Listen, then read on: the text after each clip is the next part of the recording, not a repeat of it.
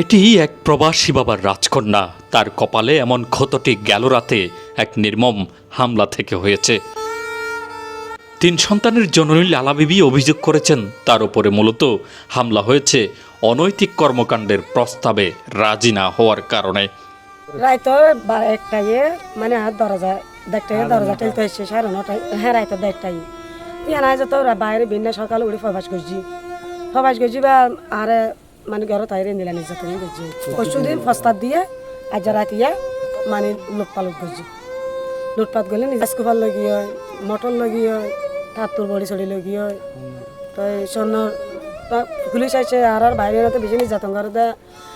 তো তিরিফল নানে তো কলের পুলিশ আইসে, পুলিশ আইলে আলাদা রাস্তা দ্বারা ধরে যাক গলা সেঙ্গা আসে কেন সেঙ্গেলে আমার গলা মারা অতি গলা সেঙ্গা লাগল আর কিছু নেই।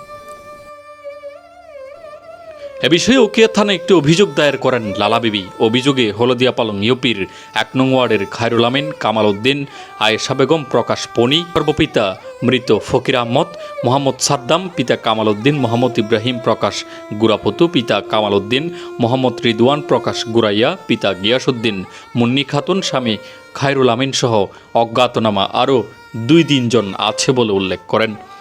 অভিযোগের সত্যতা জানার জন্য অভিযুক্তদের একজন সাদ্দামকে কল করা হলে তিনি জানান মূলত এলাকার মানুষ তাদের উপর হামলা করেছে।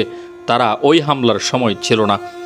ওই পাড়ার সর্দার আফসার জানায় একজন অসহায় মহিলার পরিবারের উপর এমন হামলা ন্যাক্কারজনক। মূলত পরকীয়া সংক্রান্ত কারণে এই হামলা হয়েছে।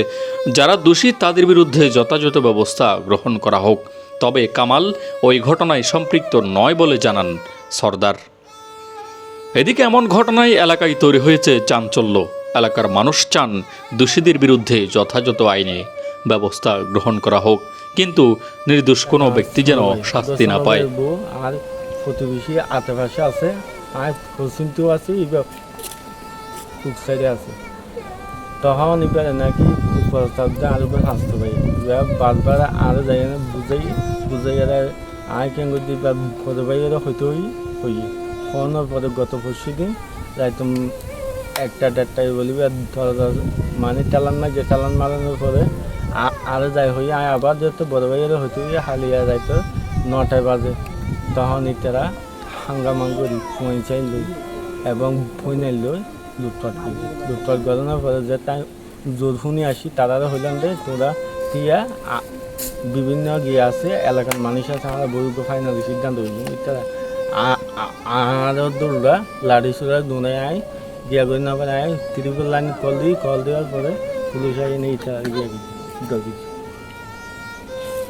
ঘটনায় দেখিছো নহনি এত ধোয়া ফোয়ানি গো প্রতিবন্ধক গম তো ইয়ার ফোয়া তো ফবাসি তাক আয় ববলে ফোন লিঙে তাকি তো 2-3 দিন এত দান দাইয়ে রাওয়া আয়কে 2-3 দিন নুয়াইনি এটা বউর আয়কে খারাপ কোনো দিন ন দেখি খারাপ ন দেখি কেন করে কইম তো বউর এটা ক্যাং করছে হনে বউ এটা রাইতে 1:30 বাজে নননের এটা কল দিয়ে তো না আরে ননন হদ যে পা আম্মা আরে মুন্নি মা কল দিয়ে কেন তো বলাইছি আচ্ছা বাইয়ে বলে রাখতে বাইয়ের কল দিয়ে সড়া বাইয়ে বড় বাইয়ের ইবারে কল দিয়ে আর বউ ফুয়াতে এসি তোমার ডিলা নির্যাতন করতে ন দেখো না এই ঘটনা ইয়ান রোদ তো খালি 9টা বাজে আইয়ে নেই খালি এটা তাকি গঠন অদ্দ দেখি দাসরের চলত দে রাইতে তাকি 9টা বাজে আর যে তিন গজ্জে দেড় বাজে দেখো না তোমরা আর কি হইব তো এখন আর ফোয়া এটা নুয়াইবার লাগরে আর জাগান খাইবার লাগে ইয়ানো জাগা ইয়ানো আর ফুয়ার বহুত দিনে জাগা আর ওর দিনে জাগা ইনি তারা খাইবার লা বলি 7টা বউর এক পিড়ে দে ইবা ফরজি আমার ইবার কোনো বান্নাই করি এদিকে অসহায় লালা বিবি বলছেন তিনি নিজে এতিম এবং স্বামীও প্রবাসী হওয়ায় তার পক্ষে কথা বলার কেউ নেই। তিনি এ ঘটনার সুস্থ একটি বিচারের দাবি করেন। সুস্থ বিচার চাই আর 3 সাল হয় আর পঞ্চাশ হয়ে যাবি তারা সাদা আনার নির্যাতন মানে করে মারি জানা শেষ করে দিব না 3 আল্লাহ সারাদিন বাইশ যাই আরে নিলা নির্যাতন করে আল্লাহ কি আর কে মানা করিবা নুয়াই।